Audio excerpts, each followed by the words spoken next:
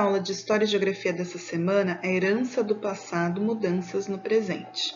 A gente vai começar fazendo a leitura e interpretação na página 200 da apostila 2. Então, a forma como nós vivemos atualmente é bem diferente daquela que os nossos antepassados viviam, principalmente por conta do avanço da tecnologia. Algumas coisas do passado, elas ainda se mantêm no presente, como o calendário, o uso do calendário que nós vimos na última aula, e também os mitos cosmogônicos. E o que são esses mitos cosmogônicos? Esses mitos são as histórias que os povos criavam para explicar a origem do universo. Eles não tinham nenhum estudo científico para se embasar, mas eles precisavam de algo para entender a criação do mundo, a criação do universo, das coisas e tudo mais. E cada povo, de acordo com sua cultura e suas crenças, criaram o seu mito cosmogônico. Então, a gente tem aqui a imagem dos griots, né? Os griots são responsáveis pela transmissão de conhecimento entre alguns povos africanos. Por meio de músicas e contos, eles narram as experiências e os mitos de seus povos de origem, transmitindo-os às novas gerações. Então, na foto, a gente tem os griots da região do Mali tocando cora. O tema de hoje nos traz na apostila 2 mitos cosmogônicos. Então, o primeiro é a criação do mundo segundo o povo Tupi-Guarani.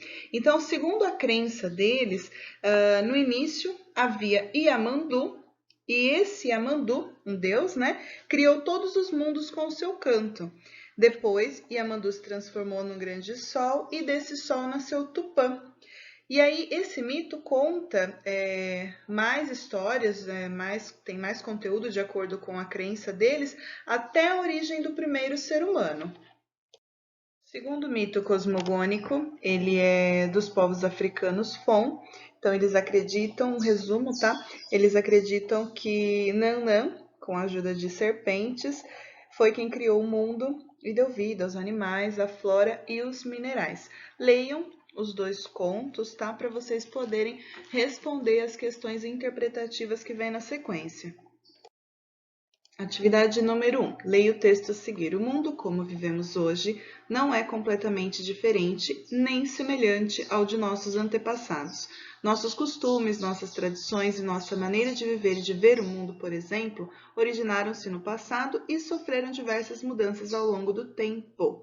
Letrinha A, você concorda com essa afirmativa? Por quê? Você concorda com o que é dito aqui no texto? Essa resposta é pessoal, vocês vão colocar se sim ou não e vão justificar, tá? Letrinha B. Os povos Tupi-Guarani e os povos Fon explicam a criação do mundo da mesma maneira? Pelo pouco que eu li, né, pelo pouco do resumo que eu passei para vocês agora, dá para ver que não, que eles explicam de forma diferente. E por quê? Aí vocês vão escrever. De que maneira que os povos indígenas Tupi-Guarani explicam a criação do universo e de que maneira os povos Fon também explicam, tá?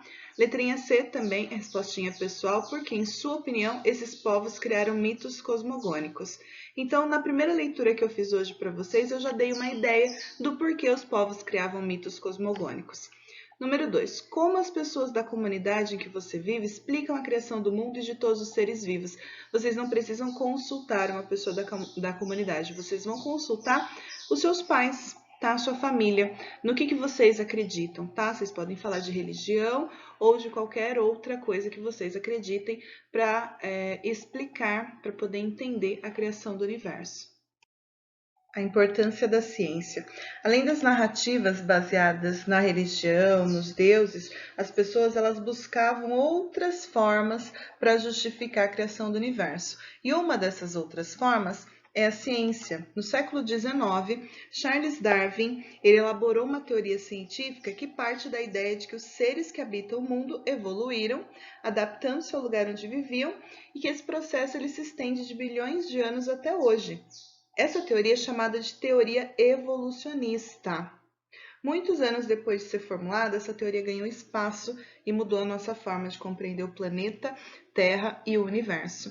Aqui nós temos uma ilustração de 1891 sobre estudos do Charles Darwin acerca da evolução das espécies, com destaque para a tartaruga de Galápagos, é um animal que obteve especial interesse do cientista na época. Atividade número 1. Aponte 3 características da cultura da comunidade em que você vive. Você pode citar formas de se alimentar, de se vestir, de construir casas, entre outras. Vocês podem citar comidas típicas, tipos comuns de moradia, roupas, brincadeiras e por aí vai. Número 2. Em sua opinião, essas características já existiam no passado em sua comunidade? Então, a resposta 2 depende do que vocês responderam na resposta 1. Então, tudo aquilo que vocês responderam na número 1, vocês vão escrever se essas características elas já existiam no passado ou se elas são apenas atuais, se são características que existem apenas no presente, aí vocês vão explicar por quê. Atividade 3. A cultura brasileira é conhecida por reunir muitas culturas diferentes. Que influências de diferentes povos você identifica em nossa cultura? Então, é só lembrar um pouquinho sobre o que a gente estudou lá atrás em miscigenação e escrever um pouco desses povos, quais as misturas que nós temos desses povos. Então, um deles, vou citar como exemplo, são os povos indígenas. Tá? Nossa cultura, ela parte dessa cultura também, mas tem outras aí relacionadas. Número 4. Converse com os colegas e depois responda. Os estudos de quais áreas da ciência podem ser usados para desvendar a origem da vida e dos seres humanos no nosso planeta?